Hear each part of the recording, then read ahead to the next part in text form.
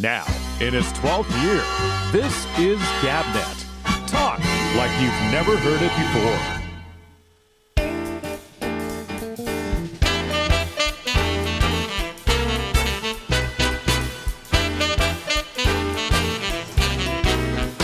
Hey,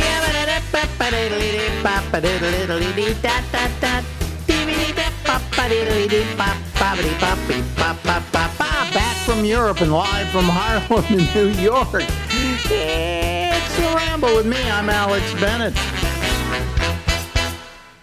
Maury Thompson, what are you doing here?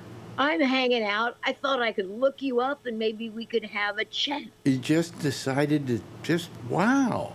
Yeah, what a coincidence, eh? Yeah, it's terrific. I love seeing you. You're outside. It's in Florida. This is going to be a very hot day in New York. Right now it's up to 94 degrees. It's like, do you think this is indeed the global warming we've been? I don't think because it's warm, that doesn't define global warming exactly. But globally, we've had the fires we've had, the floods we've had, the earthquakes, You know, the Earth is a sentient being. Yeah, it's a living creature, man. Yeah, and it doesn't like us anymore. We've just taxed it to the gills. Yeah, I mean, it's just saying, hey, listen, you're screwing me up. And I'm going to get rid of you guys if you don't take care of yourselves. And it's just revolting against us now. Yeah. Do you wonder how many other times in the past this has happened, this exact thing? Earth just got fed up. Well, it did in a way. When you talk about the Ice Age, of which there was more than one, I believe. Probably. Oddly enough, there was more than one, but the major Ice Age, what it did is it just said, okay, now it's time to renew the Earth. Uh-huh. And it just brought on the Ice Age, and what the ice did is it just kind of like peeled off a layer. Uh-huh. And then it melted, and everything was new and fresh again.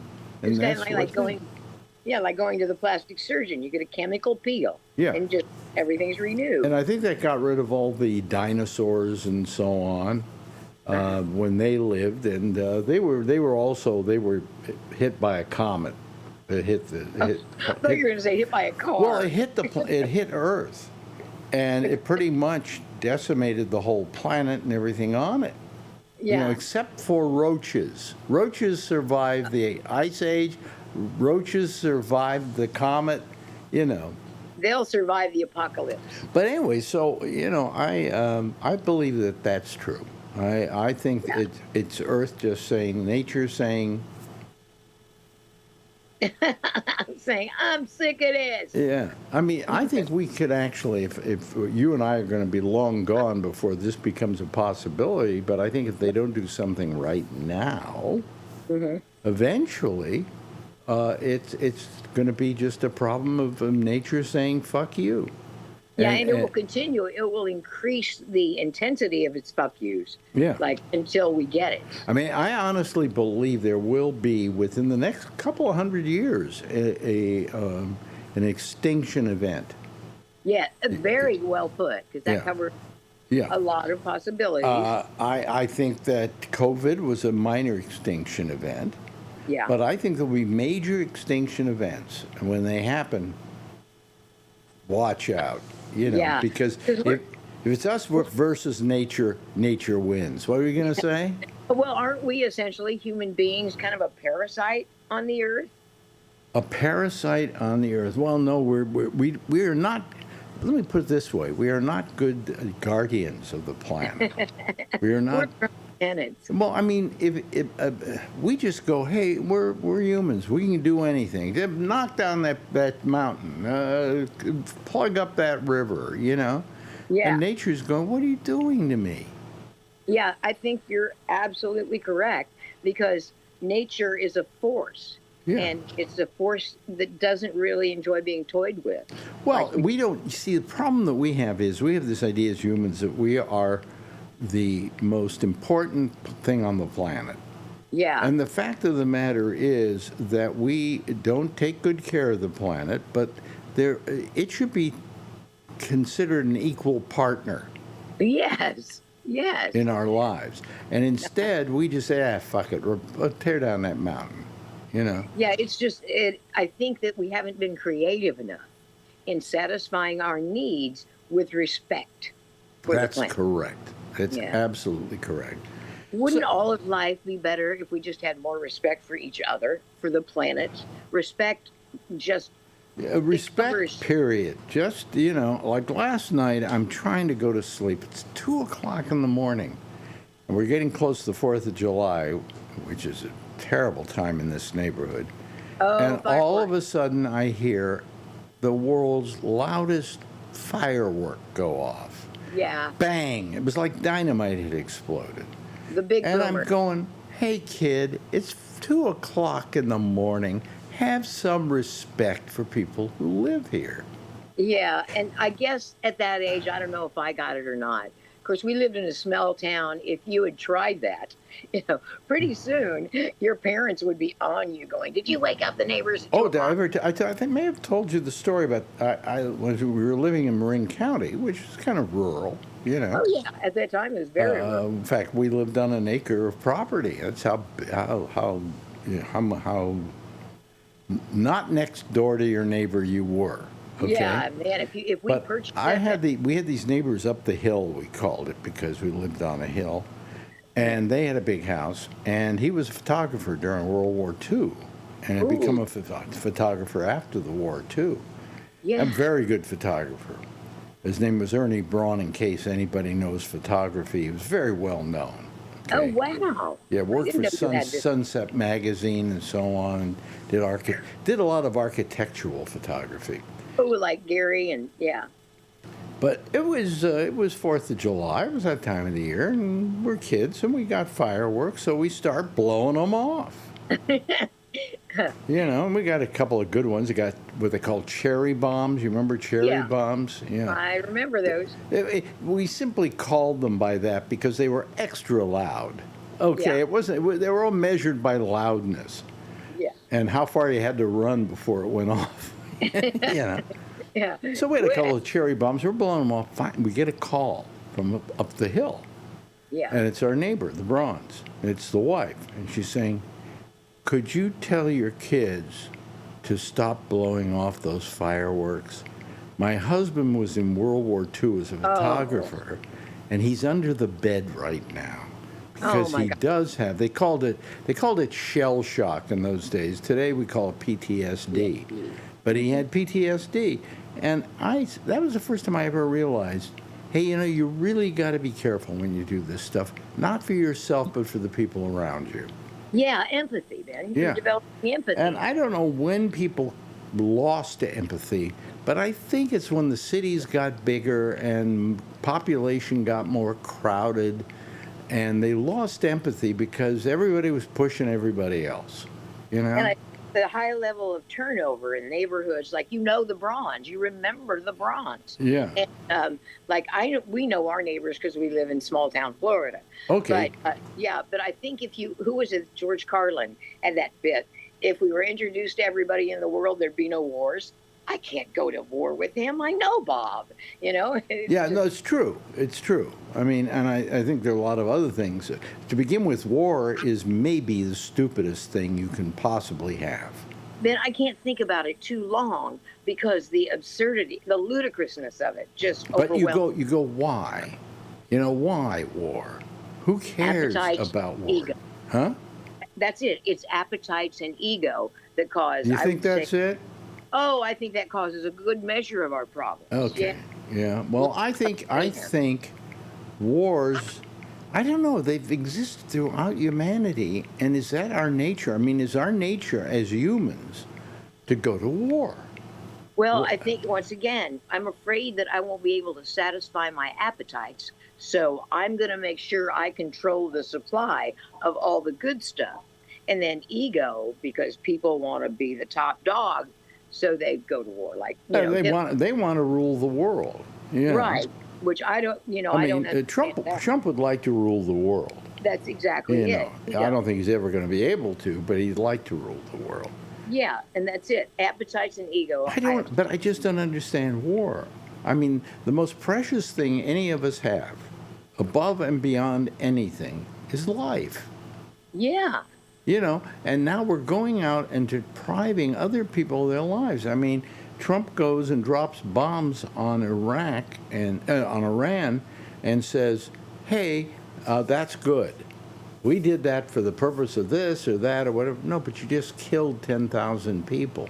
And we don't did it. Don't you think about that? Don't you think you're a mass murderer? Yeah, but it protects our lifestyle here in the States. It protects our lifestyle, and frankly, we're hooked. Anybody that bought the argument that he was going to have a nuclear device that was going to hit the United States within months if we didn't stop him is ridiculous. I think the whole landscape politically is ridiculous at this point for those very reasons. I mean, the best thing that ever happened to this world was that we dropped 2 bombs in Japan. And the reason that's good is we saw how devastating they were, and now everybody in the world has a bomb, of course, except Iran, because they're not allowed to, and nobody's used it in all these years, and it's been, what, no one's ever used it because they saw how devastating it was, but they had to have it so nobody else would use it on them. Yeah, and like, what if you and I were standing in a city, and like we're standing in Hiroshima, when they dropped the big bomb, what would be the immediate physical impact on us? If you live there? Yeah. Well, death, I think. Would you just crumple like a Dixie cup into the pavement? A lot of people did.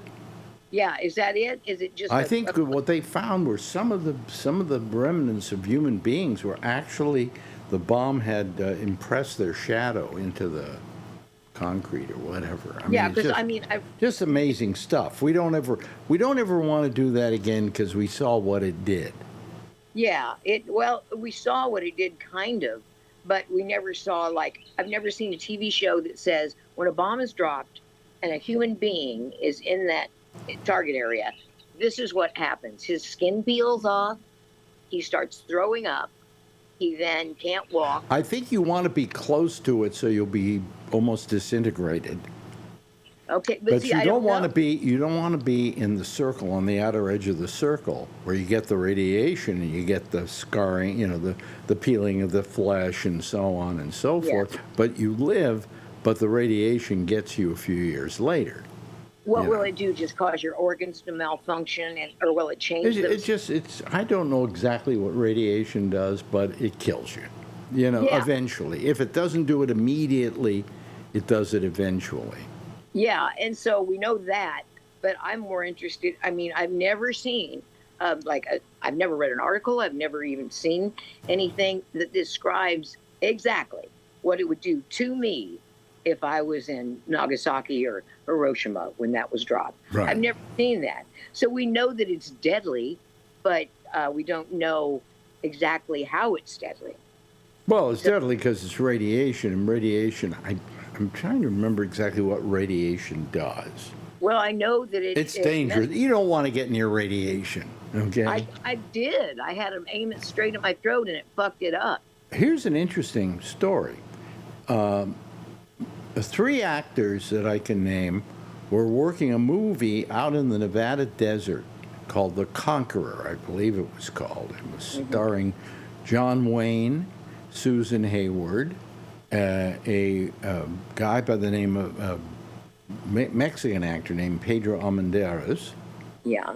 And they just worked this movie, and they finished the movie, and they all went back, and all 3 of them died of cancer, probably from the radiation, because what happened while they were doing the movie, they were also blowing bombs off in the Nevada desert, and the cloud of radiation went over the set and just kind of stopped there and kind of radiated them, moved on or whatever. And a few years later, they all died from cancer, and they think it was all caused by this radiation. Well, but see, and on the other hand, isn't it ironic that I had cancer, and so they used radiation? That radiates you, to nuke it. Yeah. Well, to begin with, that's targeted radiation. Right. I mean, they're doing to you what a bomb would do to the entire flesh if it affected it. But I wouldn't recommend it. They're doing it to your cancer. Now, I guarantee you that if we come back 100 years from now, maybe 200, they don't do that to solve cancer. They'll find that almost barbaric. Yeah, because it destroys your existing infrastructure, what makes your body work. I can't swallow much anymore. My salivary glands. Salivary glands. Come on, try to spit. You almost can. I'm always thirsty. So what it does is just goes in and dismantles your existence. But I think we're going to find that handling it that way was wrong, and handling it another way might have been better, but we didn't have the technology. Right, and it's a way to treat it. It's just kind of like I think it's just shy of a placebo. Well, it's not a placebo because in many cases it saves your life. Right, but how do I know that if I just laid off the treatment, I wouldn't have healed myself? Well, we don't know that. You No. want to take that chance? If I had it again, I don't think I'd do radiation. I might even not do chemo. Man, I'm 66. I take that back. And I'm going to die of something. And I don't worry about what's going to make me die. I know it. It's a done deal. So, I feel that I've lived enough years that it was worthwhile. I don't know that I need to postpone the inevitable. I'm sitting here trying to think. I think that you should do something about it, mainly because I love you, and I don't want to see anything bad happen to you. I understand what you're saying. I don't know if I could do it for myself because I'm afraid of dying. Yeah. Okay. I mean, Marjorie has said this. She said, if I get something terrible, I'm just going to let it happen. At my age, what does it matter? Right. Yeah, because we're past the stage where they look at the obituary and say, "Oh, he was so young." Well, if they didn't do what they did to my prostate, yeah, I'd probably still be here. Yeah, but would you have had constant problems urinating? It would have affected it. No, it didn't. That wasn't the reason I got it. It was because tests showed that I had cancer of the prostate. It was not a lot. It was very small and minor. But what they did is completely decimate my prostate in the process. Right. They can remove it or they can leave it in and do what they did to me. And in my case, my doctor went in there, stuck his finger up there and said, your prostate's flat now. And what are you doing Saturday? They let all the air out of it. Yeah. But I mean, it just, But I wonder, they've never, have they ever approached it that way? Like, we'll wait and see. Well, there is a wait and see thing. But in this case, they waited, and then they saw. And what they saw was a small amount in a test of prostate cancer. Right. Now, as to whether that would have gotten larger, we don't know. Yeah. As to whether that have spread to somewhere else, we don't know, but they didn't want to take the chance. That's it, see, not taking the chance. I'm a little more of a chance taker, I guess, than your average Joe. But and the question is, would I still be alive today? I think so. Yeah. But I'd be worrying every morning when I got up whether the prostate cancer was getting worse, Yeah, it's more of a mind game at that point. And at that point in my life, I went, go ahead, do it, Yeah. And then I have the what do you call it, CLL, which is leukemia. Yeah, which is a blood disease, right? Blood disease. But it has not manifested itself enough that it causes any problems or that it shows up. I should be getting marks on I have a mark here on my arm, but it's where the watch is, and probably black and blue from that. But I don't really have any of the signs of it. So, and I'm going in next Monday. I go in for my every 6-month test, and they take my blood and they see what's happening there. And basically, they've seen nothing progress, nothing that bothers them or causes them problems.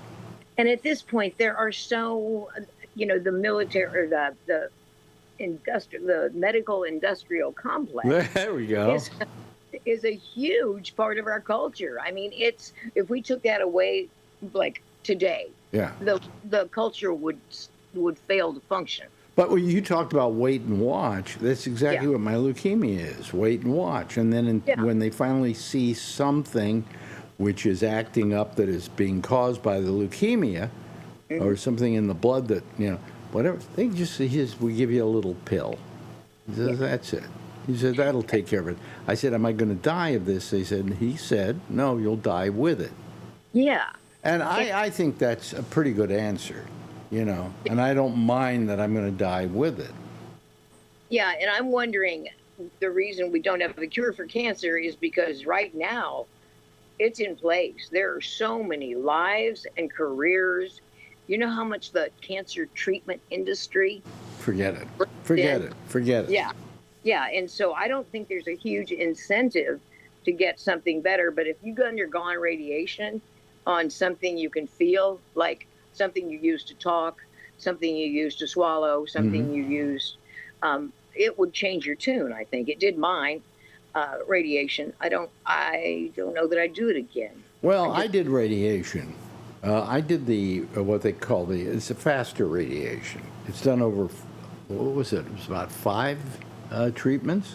Pronto rad. Well, no, it's called stereotatic radiation. Yeah. And they have a name for it that's a commercial name, but I can't remember now what they call it. Yeah. Because I can't remember anything. But stereotatic, and they just do 5. I think it was 5 that I did, and they just do it about every other day for a week and a half. Yeah. And then you're good to go from the radiation, and then they put the seeds in there. They didn't want to take any chances. Plus, this guy was the seed maven. He was the guy. He did like. I said, "Are you sure these kind of things work?" He says, "I've done 4,000 of them."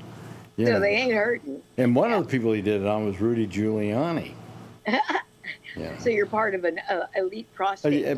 I don't even want to think about it. I never, in all the time I went to this doctor, who was going to save my life, essentially, did I ever look at him and go, why'd you do Rudy Giuliani? Couldn't you just let him die?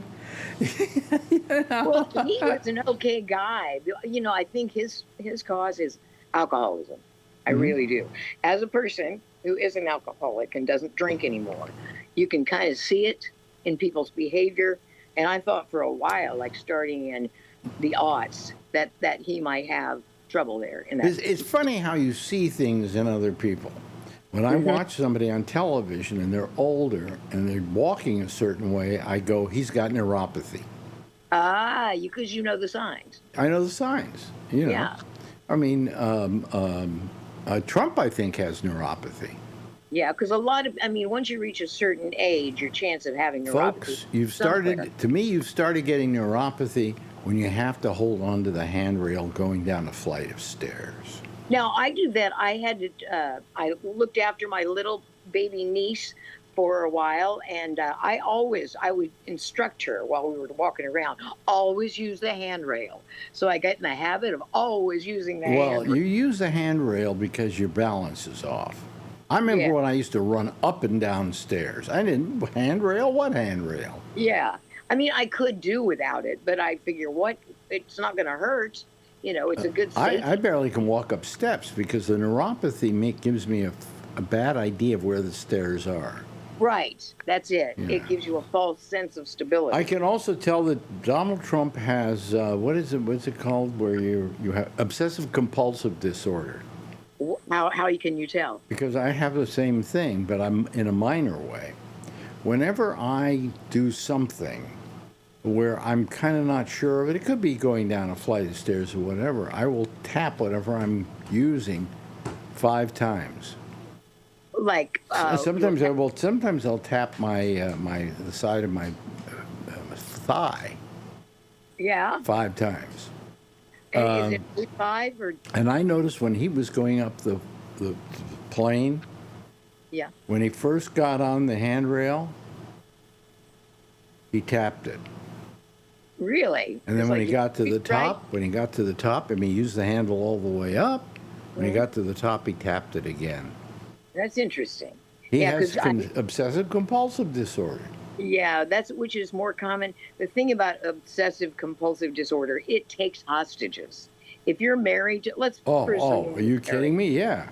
Yeah, because they're convinced that that has to be the I way mean, it is. I don't say it to her because she yells at me, but I think Marjorie has obsessive compulsive disorder.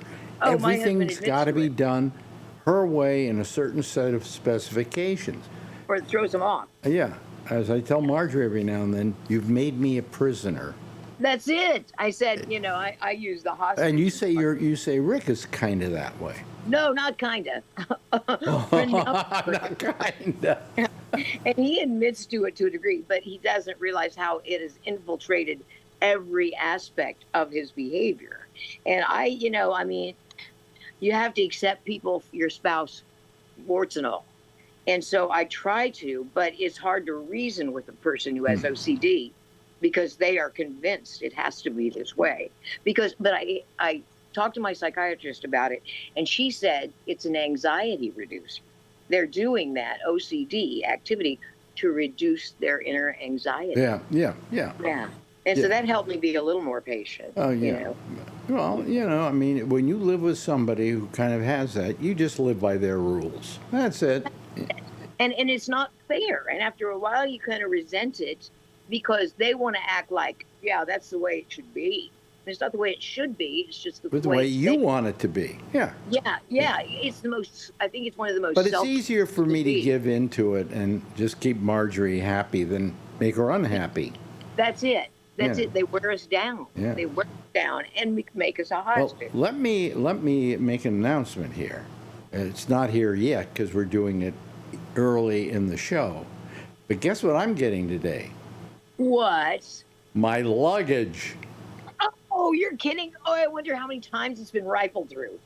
Well, yeah, that'd be interesting to see. Well, it could have shifted inside. Well, we should call Kalshi and see what the odds are that your camera will still be in there. Yeah, exactly. Well, anyway, what happened is I knew, I was talking to Len, who was my little travel agent guy, about the whole thing, and I had my Find My app up, and I had it up so that I could see my bag in Frankfurt. And it's interesting because you can move in on it, you can move around. I could tell you exactly where it was. If I was in that place, if I were at FedEx, which is where it was, I could go to the exact place that it was. That's how good these air tags are. Wow. So all of a sudden, I'm talking to him, blah, blah, blah, blah, and all of a sudden I look at the screen and it says Newark, New Jersey. Hey, it's getting closer. Yeah, well, no, it was there. I saw it moving out of the plane. I didn't, you don't see it move with the people carrying it, but you see the icon, and it was just moving. Then it was moving to another place, and finally moved to a whole baggage area out in the front of the terminal. And it sat there, and it sat there, and it sat there for what seems like the longest time, but it was only since yesterday. And then Marjorie, who I guess was one of the people on the flight, the thing that said who was there, they sent her an email, not an email, a text with a picture of my bag. And it simply said, "Is this yours? And if it is, call us." And she called them and they said, "Yeah, we got your bag. We want to know where to take it and where to deliver it." And they said they're going to try and deliver it today. So. Oh, very nice. I'll be interested in what's in it. Well, my bags had a better vacation than I did. There's no question about that. They did. They went to Germany. They went, all over the place. All the places I've been, the places I've seen. Yeah, because the air tag was a good idea, but it still doesn't ultimately. In case people don't know what we're talking about, because I've talked about it enough. When we were on our little cruise, I never got my luggage. Yeah, that would throw. I mean, you have a legitimate reason to have not enjoyed that vacation. I have a legitimate reason to get my money back. Oh, completely, Ben. Completely. I don't know if the cruise line would be liable. I have travel insurance that I bought from Oh, them. That I bought from them. yeah, Yeah. file it. Yeah, no, we are. We have. Yeah. You know. Because they probably have, they have those actuaries, so they probably have a formula for exactly that sort of thing. You got there, but your stuff never arrived. There's probably, Yeah. a Well, I mean, set we have a right to claim the contents of the bag. See, it's considered lost after 21 days, and this is like 22 days or something. Yay! And so we filed that, but then now the bag's coming. So what do? Do we say forget it? No. I was put off by that. They should pay for the bag, SAS, because they didn't get it back to me in time. Right. Most definitely. And that's $2,000. So. All right. Well, that makes it a tiny bit better. Yeah. Yeah. But so I'm glad you're reunited with it, because when you just lose stuff and it never comes back into your life, it's just always a little niggling. We've also just kind of run out of time, but let me tell you one other thing. Last week we did that little thing about my trip. And yeah. I didn't put it on the air. I put it up on Facebook, and I put it up on, what do you call it, YouTube. Mm-hmm. And it has gotten literally thousands of views. And did you hashtag lost luggage or? No. These are people who just wanted to hear the whole story. Oh. And so I think it's about 2,500 people watched it, which is extraordinary for my stuff, because I don't know how to promote this and get it out there. Yeah. You pitched the airline? Yeah. Me too. Watch this. But if you go to Facebook, my Facebook page, there you are scroll down, and there's the number under it. It was like. Oh, what? Well, I'm glad you did your stuff bag, because that's a very violated feeling. Yeah. But anyway, so you're a star. All right. All right. I am the saint of lost luggage. Shall we see you next week? That would be ever so lovely. Okay. Thank you for talking to us. My pleasure. Lawrence Thompson. Yeah. Bye. Bye. Now, in its 12th year, this is GabNet. Talk like you've never heard it before. And here we are, back from hell. Yes, kind of hell. Hellish. I wonder, does this look? Why does this look like I'm growing dark hair here? That's interesting. I don't know, because I've been doing. I haven't been shaving. I haven't been shaving all this, So I'm growing a beard slowly but surely. I'm growing a beard. I'll let you know when it comes out, when it comes in. Anyway, we're back. We're back from vacation, and not vacation. I'm so exhausted. To this moment, I am exhausted. I can't seem to get myself together and feeling better and all of that. And then we come back, and of course it's hot, but it was hotter in Europe just about the time we left. They were getting up into the hundreds out there, and they didn't usually get that high. And we came back, and it was a little better, but Anyway, let me there are 4 people waiting to talk to me right now, so we'll do that and see what happens here. Here they come, ladies and gentlemen. These are the people who still care about me after my vacation. So, Anyway, hello, Jeff. How are you? Good. And Kevin, how you doing? Good. I'm doing great. Oh, sorry, Kevin. Oh, I'm sorry, Brian. That was you. Oh, sorry. Was that you or you? Oh, God. Will you guys stop it? I'm getting too old for this. Yeah. How you doing, Kevin? Pretty good. How are you? Okay. And Brian, trying to find my stuff. Who's no longer Kevin. I'm doing great. You missed me. You actually mentioned my name on the Monday show. So nice. I did mention you on the Monday show because we did miss you, but I assume you were busy with business. Sort of, but then I totally forgot. I was thinking this would be your first show back. But I remember how much you love the Monday show. Yeah, well. I never miss you. So we didn't remember as much, but anyway. How are y'all doing? And, of course, Charlie. Hello, Charlie. How you doing? Hey, how was your trip, Alex? Sorry. And your point is exactly. What? So was that a real picture of your luggage? Was it getting closer to you? That is where I have. I had this air tag. And might I suggest that every one of you, if you're going traveling, or you even have stuff at home like a wallet or whatever, put an air tag in it. My keys. Because I knew where this luggage was up to about 15 feet. I mean, if I could have gotten to Frankfurt, Germany, I could have walked to the FedEx. Could have gone to the FedEx, and in the back lot, the FedEx was my luggage. But I'm not going to Frankfurt. I just got back from Europe. That's enough for me. You've got them. See? You've got, that's the outside. That's, yeah, there we go. Yeah. I can't lose these. I got one in Marjorie's wallet and in her bag, but they don't work because the batteries are dead. Have you ever tried to open those things up to put the battery in? Not easy. Not easy. I have to use pliers. Yeah, in 30 years, it won't be easy for me. No, it isn't Wet easy. your fingers, let them dry a little bit, and then twist it. Twist it which way, though? Lefty loosey.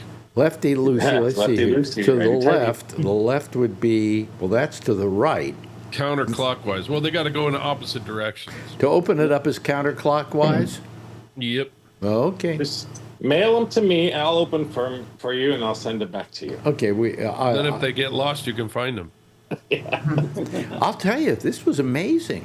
It was just amazing. I mean, but it was also frustrating. Hello, Tommy Yamaguchi. I was just, God, it drove me nuts because I knew where it was. That was the problem. And nobody would listen to me. Nobody. I had lost luggage in Hawaii, and when I found it in SFO, it was just like in the sea. This one caged area. There's just luggage everywhere. Yeah.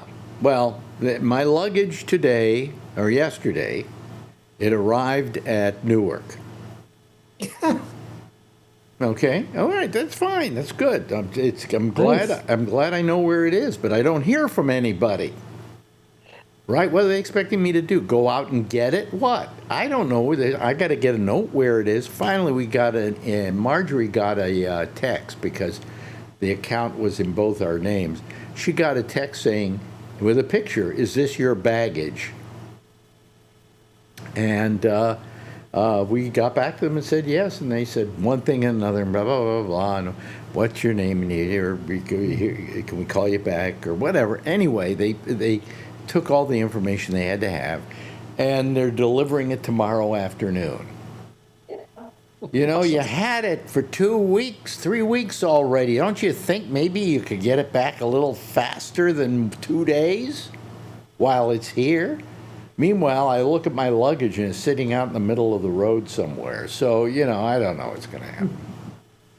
Yeah, hopefully it wasn't broken into and everything's gone. Well, I don't think that happened.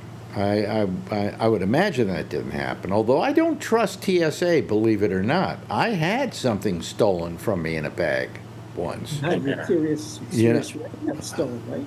Huh?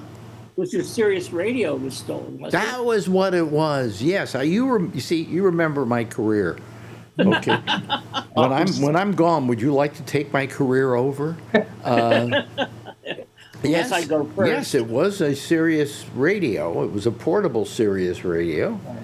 And I went in there and it was gone. And when I reported that it was gone, TSA wouldn't admit that any one of their people would have taken it. Oh, we're way too honest.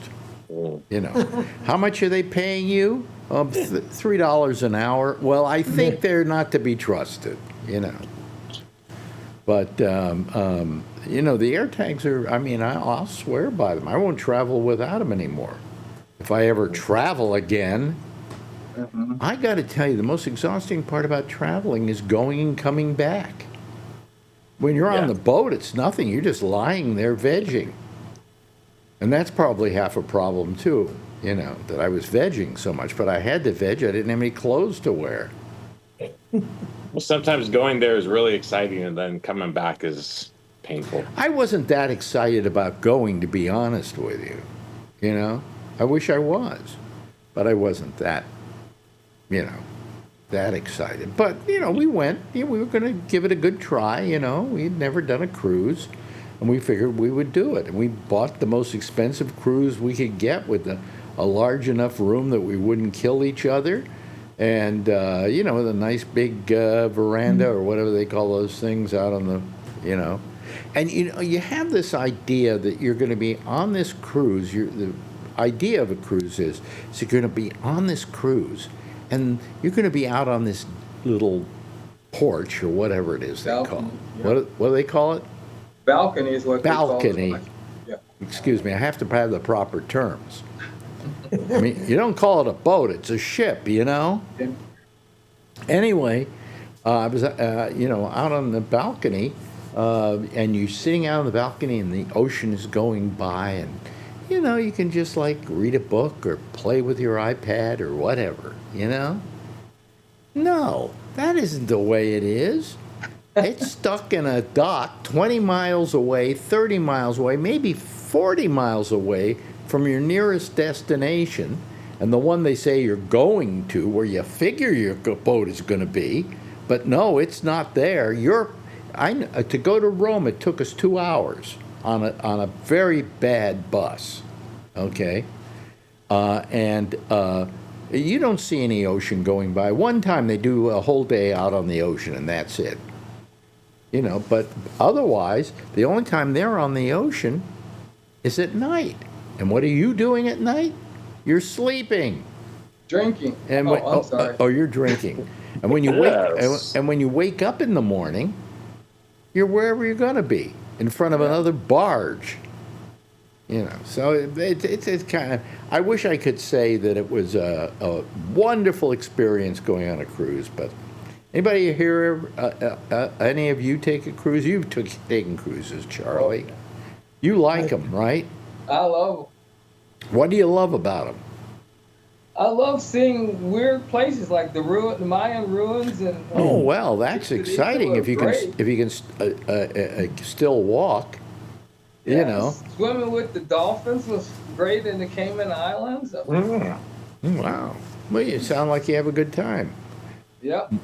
When's the last? I love the food. You guys are complaining about the food Monday. I always gain 10 or 12 pounds. Yeah, but what cruise? Wait a minute, what cruise line were you on? I've been on both Royal Caribbean and Carnival. They suppose Royal Caribbean they have pretty good food, but you have how many restaurants on those boats? Oh, they have tons of restaurants, 9 or 10. Yeah, well, we only had like 4 or 5 to choose from. So if you're there for 15 days, 5,000 or 6,000 people on our cruise. 5,000 or 6,000 people. Yeah. What were you doing? There were Going on cities a on cruise boats. to get away from people? No, there's plenty of places on the ship to get away from people. Oh, really? Yeah. Oh yeah, the water.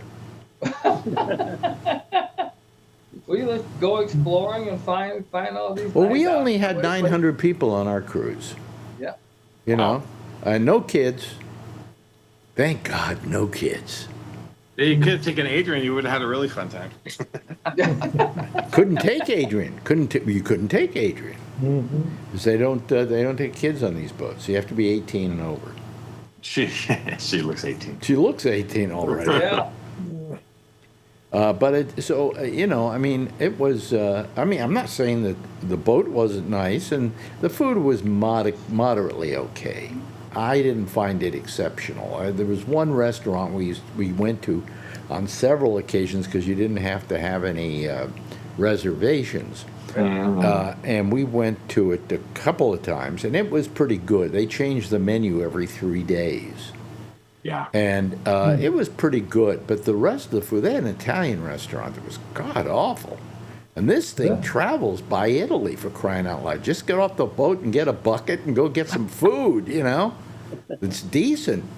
And I'm telling you, any food you'd get by getting off the boat and getting a bucket would be better than what they had, because Italian food at a gas station is great. But anyway, so that was the trouble we had with food also, because, if you were going to use each restaurant once every day that you were there and then repeat it a third time, it's a bit much to be having the same food on the same ship. Yeah. Because let's face it, they all kind of pool their resources to get their dishes and so on. But, I heard that on Virgin, which we didn't take, which was the one we canceled because I got sick, is really quite terrific. The food's supposed to be incredible on Virgin. But Viking was a very nice, accommodating ship. I often describe the people there who we dealt with as being very accommodating and very nice, so much so that I felt I was dealing with a cult.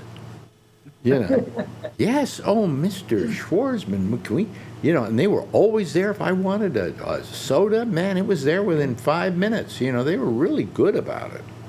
And I have no complaint with Viking. I do have a complaint with the fact that, no, they didn't lose my luggage. Scandinavian Airways lost my luggage. And I might add that on the plane going, their food was horrendous.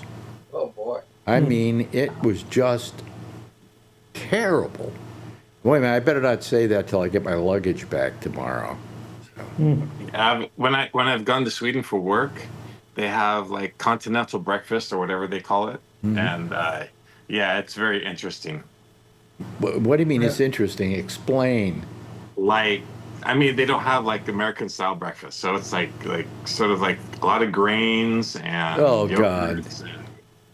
Yeah, then some meat sliced up. Yeah, it's kind of what they serve you for free at IKEA, isn't it? Yes. Swedish meatballs. yeah, but we had they had something for dinner. I mean, we were in business class, okay? We weren't getting the crummy food, so I'm wondering what was happening to the people in the back of the plane. It was terrible. It was just terrible. And on the other hand, when we came back on Portuguese airline, their food was literally incredible. I told Marjorie, I said, this is good.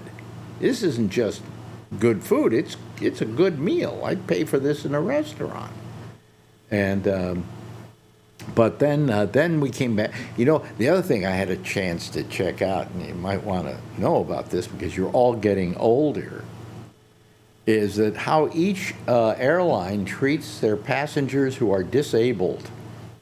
And I got to tell you, in each country as well. What do you call it? SAS. They reluctantly pushed us around, okay, on wheelchairs. But however, when we took Portuguese airline, man, they were incredible. I mean, they were so into saying, we really want to make sure you're okay and that you're taken care of.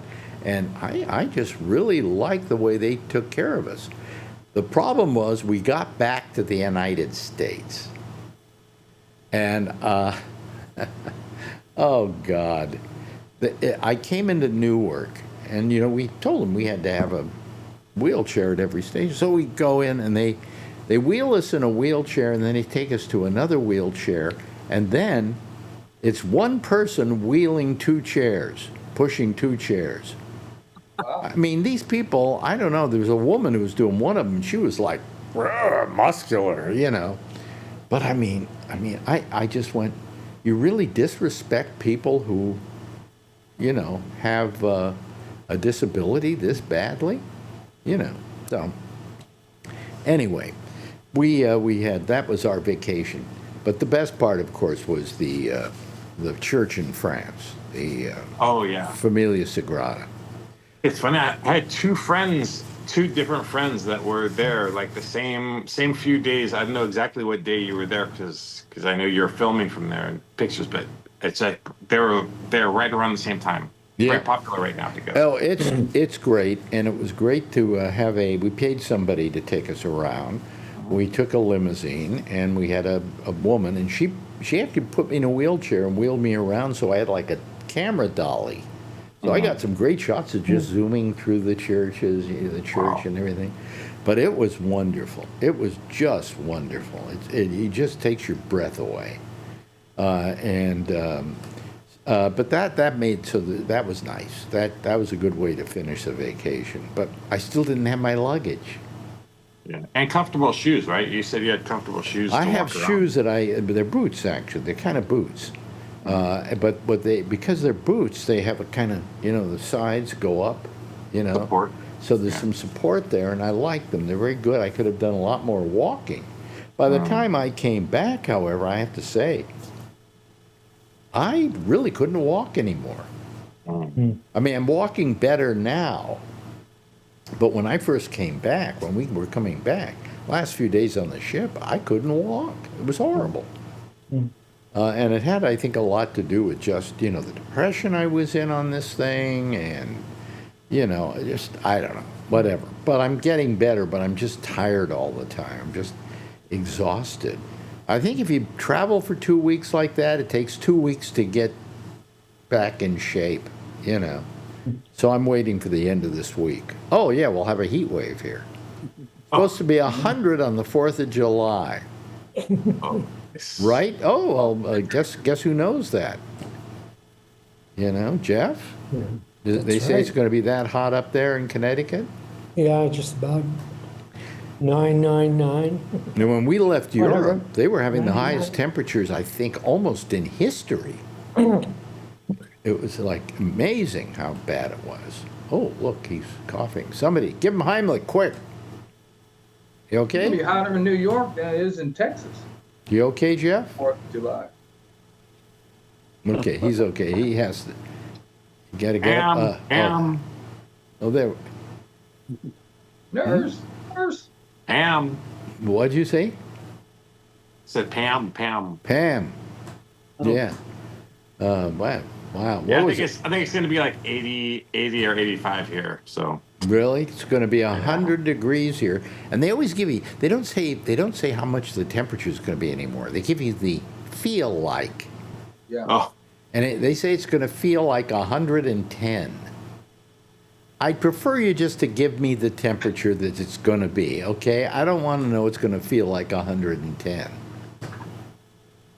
I'm just that way. So anybody do anything interesting while I was gone? Cried. What? bored. I Yeah, got we a were lot of bored. stuff. Got a lot of stuff done on the nights. That's for Yeah. sure. Yeah. Nothing else to do. Yeah, well, I mean, I missed you guys. I missed everybody, and I just, I had a fairly exhausting trip. So, and it wasn't. So we're trying to get our money back from the insurance company because we feel that we were robbed of the vacation because of the Yeah. You were. I don't think a vacation technically begins until the time you get your luggage and you start unpacking, Pack, change, get shorts on. Yeah, get shorts on. I didn't have any shorts to wear on the boat. They gave me some a bathing suit, but I didn't want to wear that around all the time, Speedo. No, it wasn't a Speedo, but...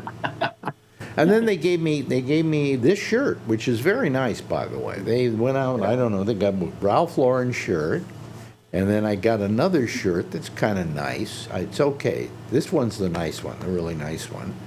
And then they got me a pair of pants you will not believe.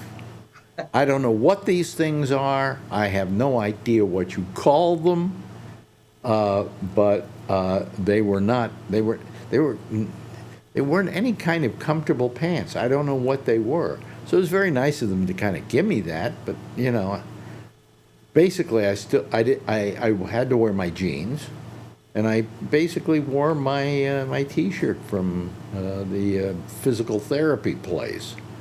So that was it. You didn't get any clothes while you were there. You just basically got what they gave you. Well, what's his name? Our conservative friend, Bill? Phil. He wrote me and said, well, if you're in Monaco, why don't you just go buy some clothes? to get off the boat. You had to walk about a mile, and I wasn't in any condition to do that. And then, of course, in Monaco, you know how much a pair of pants is going to cost you. You know.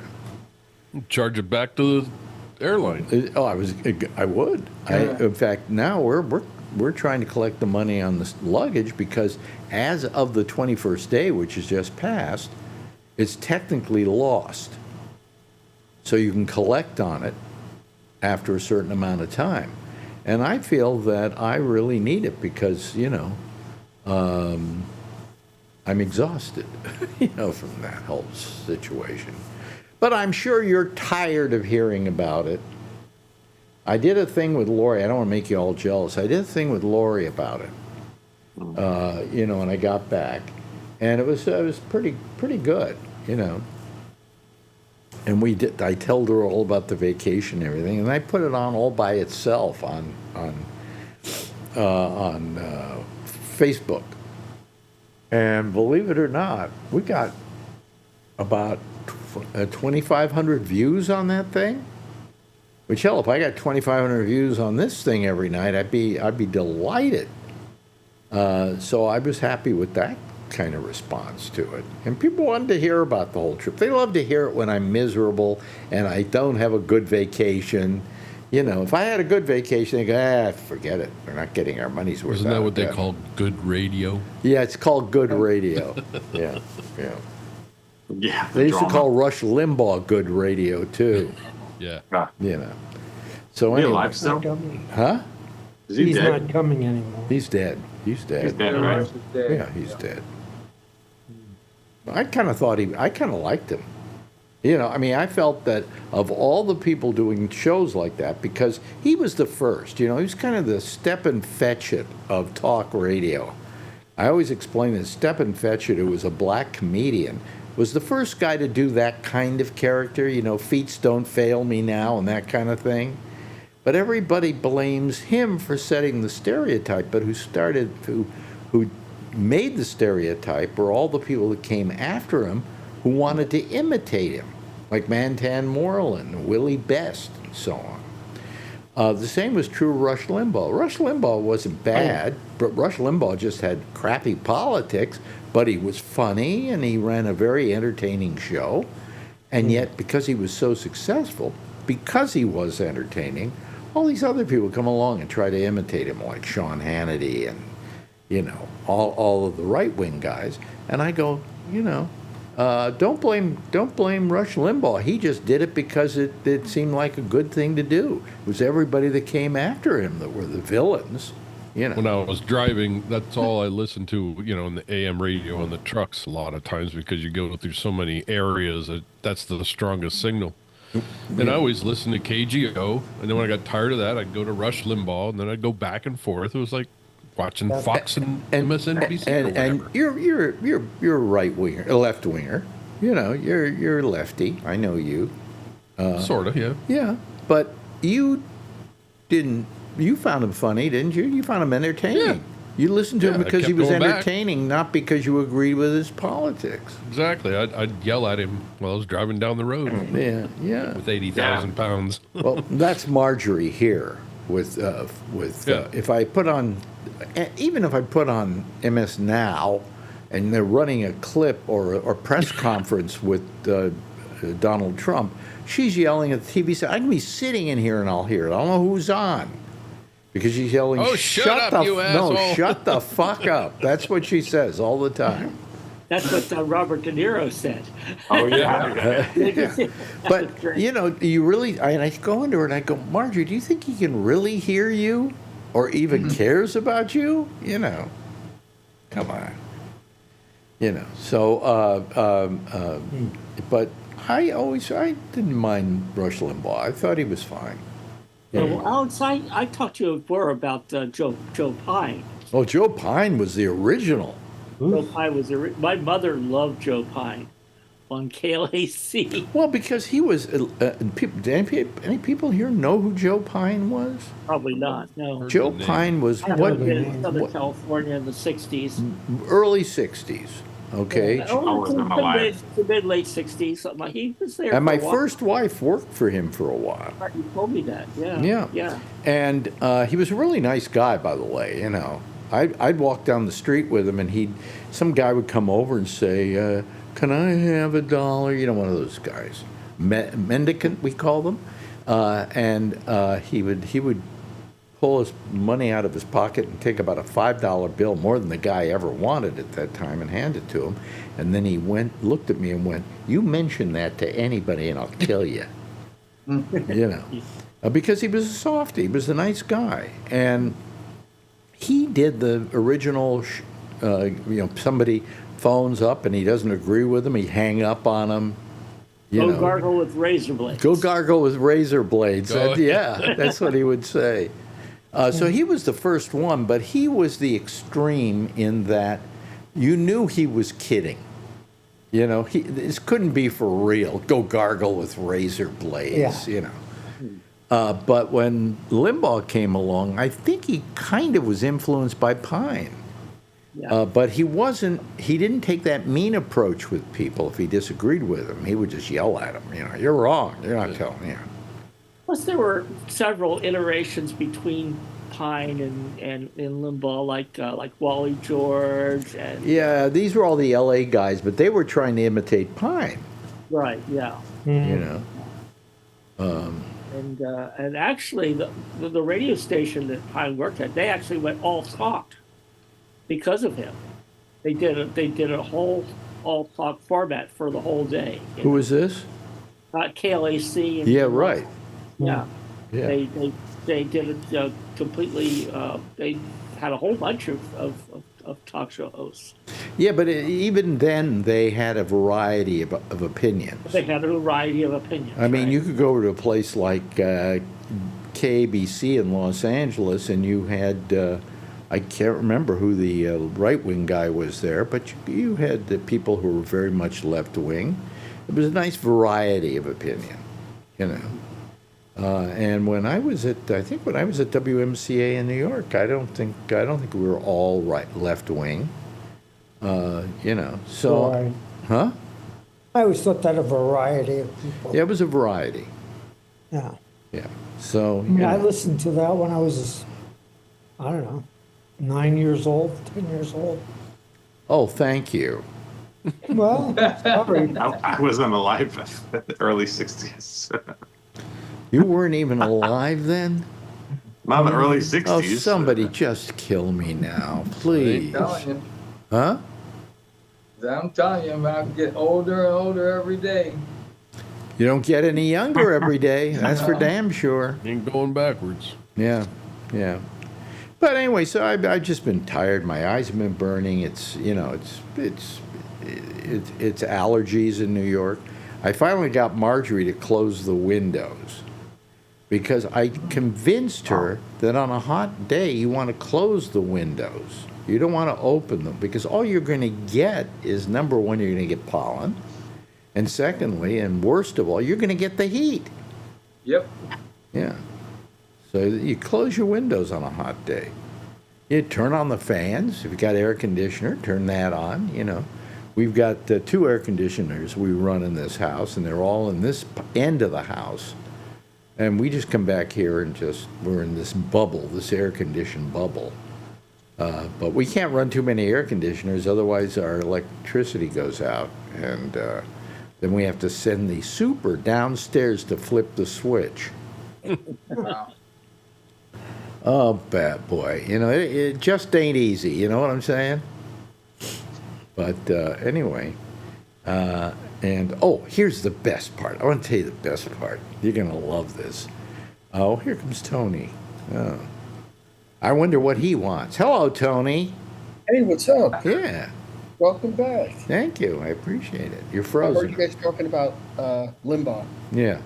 Yeah. Alex, can I ask you a quick question? I know you can ask me a quick Ask question. me anything. 'Cause I used to ask this to Mushaki. Remember, Alex, do you think, I know you never met him, but when did this whole thing, like, Limbaugh, do you think he really believed in everything he said, or was that really an acting job? I don't know. and I don't really care. I think he was just in the earliest parts of his career, he's really entertaining. The more he believed in what he was saying, I think the less entertaining he became. But in the beginning, I don't think he believed it particularly. You know, he just did it because there was an empty spot there for opinion. In fact, he was doing conservative talk. If you had an opinion, you had to have people on for equal time.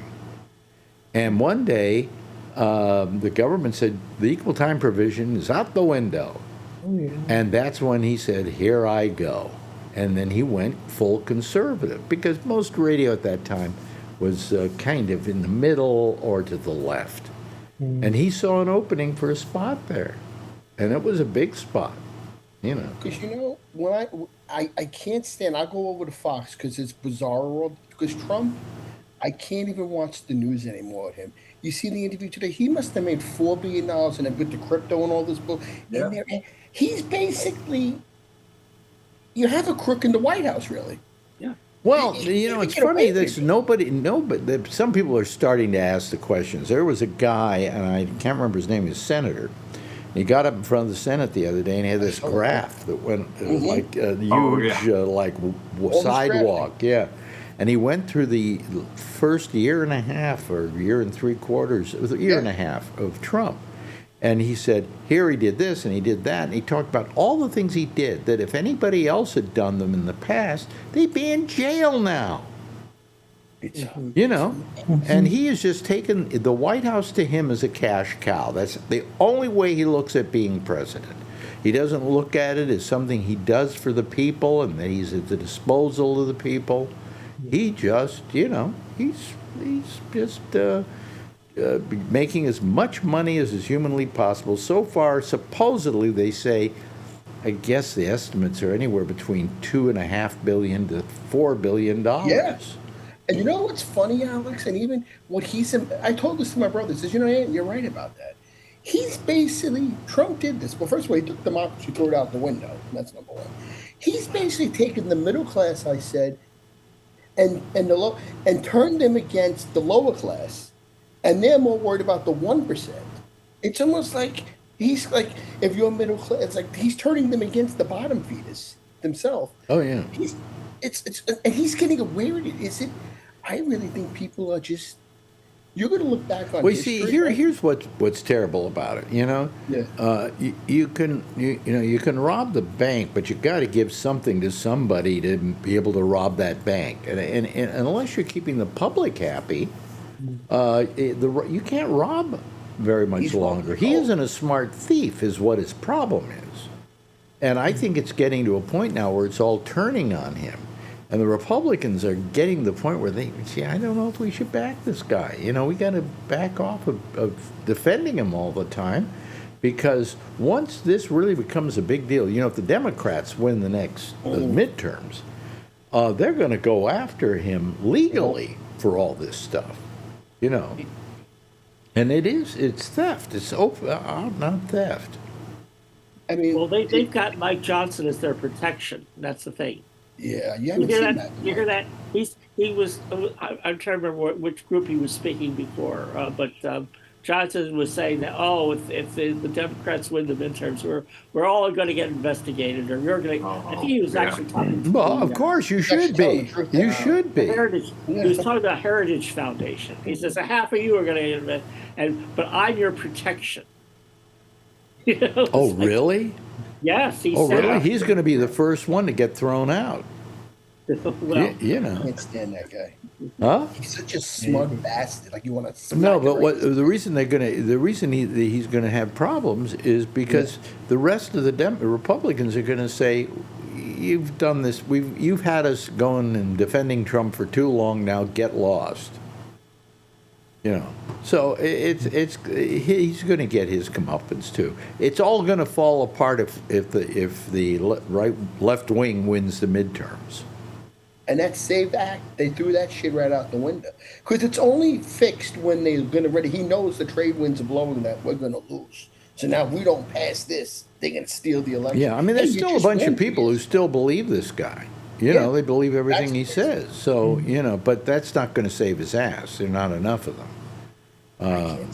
You know, and of course, what I love is, you know, his koi pond, or the reflecting pool, as other Yeah. people call it. He blamed the left Oh, wing wait. side.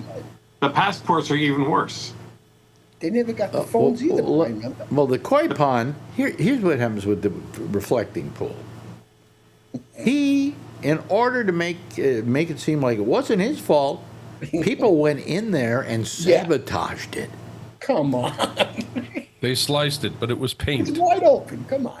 Well, So they drove over it. I think what the slice was Yeah. is they mistook it for is it's drainage. It's a place where it drains or something. It's not. Nobody took a. You couldn't take something like that, make that long a slit in the thing. He just wants to blame this on sabotage, and there are people who believe that. Yeah. I And, mean, it's and happy 4th of July. You're going to go to Washington to celebrate the 4th of July? That's terrific. Go out to the reflecting pool, and you can see it over the fence. Come on, exactly. It's how do they believe this? They just said stupid. No, but this was the biggest, I think the biggest screw up I can think of in years by anybody. You know. And it's all because he hired some pool contractor from Yeah, near from Mar-a-Lago, who was a Flushing over friend here of by my his, house. and a no-bid contract, and the guy didn't know what he was doing. He never, Exactly. he This said, is boy, this what is he the does." biggest pool I've ever done, you know. It's like the guy coming to your house and trying to fix your chimney. Well- He did this to my mother once, Alex. I came home for lunch, and I says, "Mom, why is there a guy on the roof?" "Oh, they said there's birds stuck in the chimney." I says, "No, there's not." I had to get the guy out of the house because he said there was smoke coming. I says, "Mom, because they fooled these people. My mother didn't know any better. I had to chase the guy out of the fucking house." Yeah. But We'll anyway, give you a so, free look. I said, yeah. "Come on, Mom, what are you doing here?" what was it? One other thing I wanted to tell you guys. Something. The other one is Oh. the passports. He Oh, supposedly yeah. put his name on there and said, "Welcome, be good," or something like that. What did that? Does it say that? I Yeah, wish it says welcome, yeah, and be good while you're here, or whatever. Yeah, be good. Yeah, something like that. Wait a minute. Hold on a second. On a passport? Yeah, it has nothing to got do It with it. has nothing to do with being good. It's not people coming into the country. It's us leaving. It says, Exactly. Those are the ones that he Yeah. has his face on. Yeah. Oh God, I don't believe any of this. No, it says only if you're white you can come into the country under Trump. If you're another color, get out.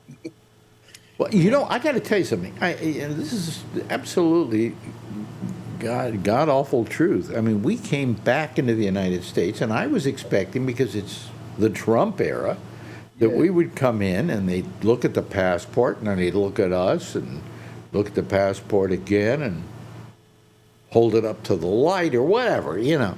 Yeah. And then they would stamp it. Oh, Okay? They didn't even stamp it. They looked at it and they go through, go on. So now we go to the place where you pick up your luggage, or Marjorie picked heard up they her stole your luggage, bag. not me. There was no luggage for me to pick up. Oh, yeah. And she gets her luggage, and we're wheeling it out, and we're expecting, and this has always happened when I was wheeling out, when you get close to the doors, you had these tables, these long tables, and many times they would just take your suitcase and put it up on there and say, "Would you open that up, please?" And you'd open up a little bit, and they'd look inside, just a cursory look, and they'd let you go on, okay? What do you think happened to us? They passed it right through. Did you even Nothing. But you could have Nothing. There bombs wasn't there, even a drugs, place you got where right they were through. looking at the bags. could have had drugs in there, Alex? You know, I was telling drug dealers, hey, try taking a pound of coke for crying Basically, out they loud. should just enlist the old Dogs would have found it. There were no dogs there. They have them in the back. They have What them do in you the mean? back. I used to work in customs with customs every day, and they'd do that stuff. We'd spread our stuff across the floor of the warehouse and make the dogs go through it, and all that stuff. A lot of that happens behind the scenes. And then if they suspect you, they'll let it go through, and then they'll catch you just before you leave, so that you have the bag in your How hand. did that get into my bag? But then again, they climbed the Empire State Building today, so where was Oh, security? that was the one today, That was too. my brother told me. He says, Did anybody hear about this? What? This couple climbed to the top of the Empire State Building, Oh, yeah. but not the top of the Empire State Building. They went up to the top of the antenna. Anna. That's crazy. Wow. Yeah. And then what I've did they been do up up there there? and Oh, looked at it, they went, put a flag up there. They put a thing up there. Yeah. A very nice thing. It I was was not. hoping it would say F Trump. That's what I was hoping. I can't remember what it said, but it was very nice sentiment. It wasn't a mean sentiment. It wasn't a political sentiment, but it was a nice moral sentiment. And then they came down to the lower part of it, and he proposed to her. Yeah, that was And then he pushed her off the edge. It was Oh, God. wonderful. What are you talking about? Did you get the signature first, though? Yeah, right. But it really, they did that. And then they arrested them. Yeah. You know, I don't know why you arrest people for doing something like How that. romantic. The meme. What? The memes, they're taking the picture of them with the flag and they're putting different flags on there. Oh, really?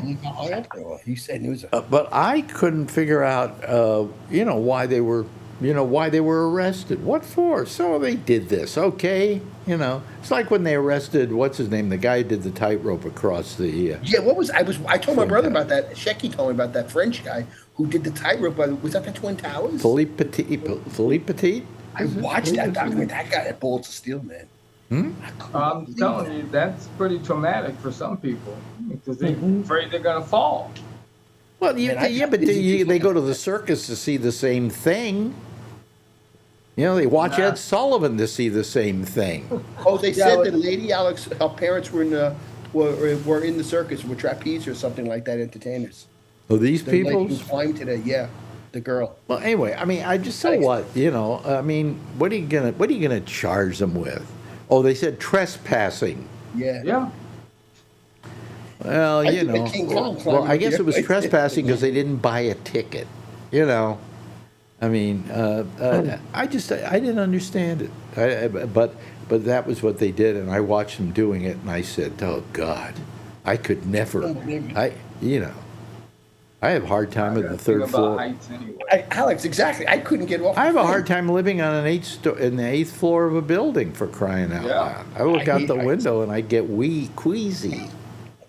That's why I like living on the first floor. I never liked living on top. Yeah, but that was a great story. But there was something else I wanted to tell you, and no, it wasn't that. It wasn't about the you could take coca through the. Yeah. Who knows what's happening there? You would just think they would have some people there to kind of say, just to put on a show. They didn't, and everybody's, it's just, I waited for it because I'm used to it, and they weren't there. So. Lots of dogs. Huh? It was a Doge layoff. I didn't even. There weren't any dogs there. I didn't see any dogs. He said they have them in the back room. I don't know what they're doing back there, playing poker. I couldn't believe it. Because dogs can play poker. I've seen it. My brother called me from the city because he works for 3-1. He says, "Aunt, you want your notice?" I says, "No, I'm packing up some comics." He goes, "Somebody's climbing the Empire State Building." I just walk King Kong, come on. And I put it on. I said, "Oh my God, I got dizzy looking at it." I said, Oh, but I think it's wonderful. I mean, they can do it. I mean, I couldn't. Apparently, they aren't bothered by heights. And by the way, I think their parents are circus performers. Yeah, the girl. Mm-hmm. She's in her parents were like trapeze things. So they probably taught her not to be afraid of heights at all. Yeah, they're standing there. It's crazy. No, I can't. I can't do that. How many here have a fear of heights? Oh, big time. Big time. I don't know. They have those places where they have the clear floor. I can't do Grand that. Can't do Canyon that. or Can't those do that. Places. No. They have the one Empire State or somewhere in New No, York. they have one in a building here. Chicago, they you have lean one. up against it, and then Yeah, it the Chicago. tilts. Yeah, Chicago. Yeah. Yeah, you can walk It'll out on tilt the you Sears out. Tower. You can walk out on this glass. Really? Well, here they have one where you just walk out and you can see below you. You can do it on the Grand Canyon has one. Yeah. Oh yeah. No, thank you. No, I can't do that. I just, Now, here's an interesting thing. Away from I can get in an airplane, and I can look out the window at the ground, and I go, isn't that nice? I really like that down there. And never have a fear of that. You know why you don't have a fear of that? Because you don't have a direct sight to the ground. In other words, you have the side of a building. Now you have a connection to the ground. When you don't have a connection to the ground, you don't have a fear of heights. Yeah, if that plane, if I was on the plane, Alex, like you said, and it was all like you could see underneath you, I would get sick then. I'd have to have a Dramamine or something. No, but I mean, Marjorie was saying we were watching some people do, parachuting, skydiving, and she said I would never do that, and I said I'd do it in a second if to buddy jump with somebody. I wouldn't do it on my own, but I'd buddy jump because I said I'm not afraid of that. Oh, I don't want to do that. I'd probably be afraid of it as the ground came closer, but Why am I doing this? and then I went to say to the guy, what do we do now? And he's not there anymore. I yelled for my mother. She's dead. She might be hearing me. Oh man. Well, I couldn't do that. I can't do roller coasters, so it's like no way. Huh? I can't do anything like that. Really? Yeah, I don't like. My brother can do anything. I can't. I just don't have the courage to do it. Yeah. Let me see here. I got to see. You know what I got to do here? I got to change something here, because every time I reboot this audio board I have here, my what do you call it? There, is that the Ramble theme? Yeah. It changes all my musical things on the pads, so I have to go in and change it again. I always forget to do it, so I just want to do it now. So Alex, your allergies are bad too. I was horrible all day. Yeah, allergies. Yeah, I got allergies have been my life. Oh, I've been sneezing so much. When I was a kid, we lived in Marin County. The guys in California know that. That's over the Golden Gate. I saw it when I went over. Yeah. And the acacia trees come into bloom. And I used to just wheeze my head off. And my parents, a couple of years there, they let me go through that horrible wheezing and coughing and everything. By the third year, I'd become immune. Really? And that was what a doctor told them to do. I had allergies, and they said go someplace where you have where there are a lot of tree pollens and things like that. And they say he's also allergic to animals. Said get a cat and get a dog. And I just wheezed my way through a couple of seasons, and then I was fine. And I never had allergies again until I moved to New York, and then it's a different set of pollens and allergies and things like that. But up until then, I was great out in California. But But anyway, there was something I wanted to say, and I forgot. And it was attendant to the thing with the my bags and following them and so on. And there was something about my bags, but I love. Can you pick up radio with that? What color are they today? What color, Adrian? Hi, Adrian. Oh. What? Purple? Oh, okay, yeah, it changed. Purple. Oh, they changed the color. What color were they? Pink. You had pink, and you had the regular ones, right? Do they do that for? No, and then I had the navy blue ones before. Oh, that's right. Yeah, do they do that black, for young ladies her age now? Give them colored braces and stuff? Yep. So they will just embrace them? Yeah, okay. Yeah. That's good. Embrace the brace. Embrace the brace. Well, boy, my eyes have been burning like crazy. Well, anyway, folks, there's the theme. You hear that theme? That's the theme. I haven't heard that in, how many weeks now? About 4 weeks, Alex.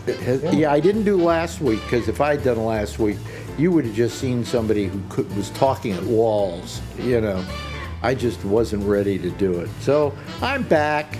I'm doing this. Once I do it for a couple of days, I'll probably feel a lot more energetic. Meantime, hey, Jeff, great seeing you again. Always lovely to see Kevin. Always lovely to see the other Kevin. You're going to see me next week? Yeah, I'm going to take off to California for a few days. Oh, okay. There's Oh, where are you going? Are you going to your old house? Yeah, and then up by you. Oh, yeah, stop by. Text me. Okay. Yeah. And thanks to Brian and Adrian. Oh, look at her. She's batting her eyelashes at us. Already. God, she loves looking goofy. That's what's wonderful about her, you know. Anyway, okay, all right, okay. Jeez almighty. You're going to get that lens all wet. Thank you very much, Charlie, for being here. Tom Yamaguchi, always a pleasure to have you around. You lend a certain dignity to the program. And, of course, Tony, who, meow. Meow, meow, meow, meow, meow. Anyway, Tony, so nice to see you as well. Okay? Everybody, give a big wave goodbye, and I'll give a big wave of goodbye for you, and say goodbye to you, and we'll see you again tomorrow night. Meanwhile, we got our old friend Amy Manuel is next, right after we sign off here. She'll be taking your calls again on the same place, which is Zoom. And if you go to the Gabnet page, gabnet.net, at the third row down, there are a bunch of names, and hers is there. You click on that, it'll take you to her Zoom. In the meantime, in between time, I'll see you tomorrow night. Same station in life, same time, same station. What I used to say? See you tomorrow night. Same station in life. Well, anyway, if you see her, tell her I love her, I guess, if she still loves me after that trip.